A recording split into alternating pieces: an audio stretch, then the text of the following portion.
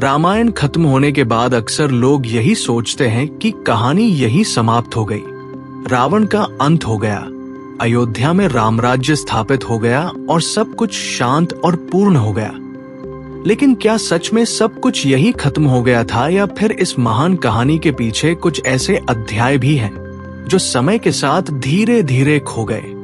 आज हम बात करेंगे एक ऐसे ही रहस्य की जो जुड़ा है लक्ष्मण जी से।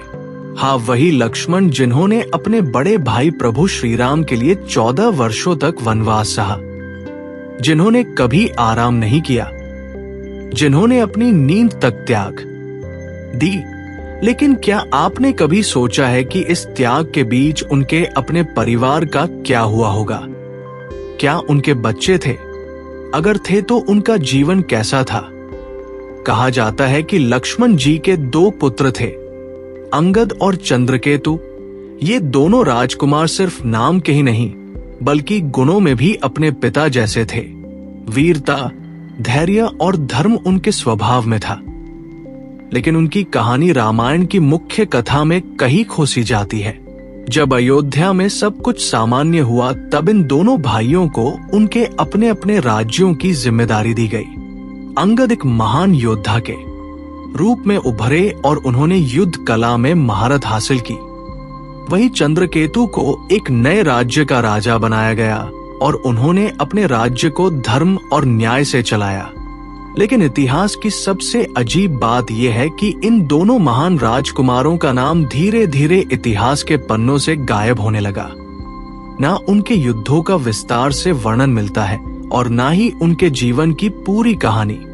अब सवाल ये उठता है कि इतने महान योद्धाओं को इतिहास ने क्यों भुला दिया? क्या वे इतने महत्वपूर्ण नहीं थे, या फिर उनकी कहानी को किसी कारण से दबा दिया गया? कुछ विद्वानों का मानना है कि रामायण की मुख्य कहानी हमेशा से प्रभु श्री राम और रावण के इर्द गिर्द ही केंद्रित रही और बाकी पात्र धीरे धीरे पीछे छूट गए। लेकिन क्या सच में इतिहास इतना सीमित होता है, या फिर हमने ही कुछ कहानियों को समय के साथ भुला दिया?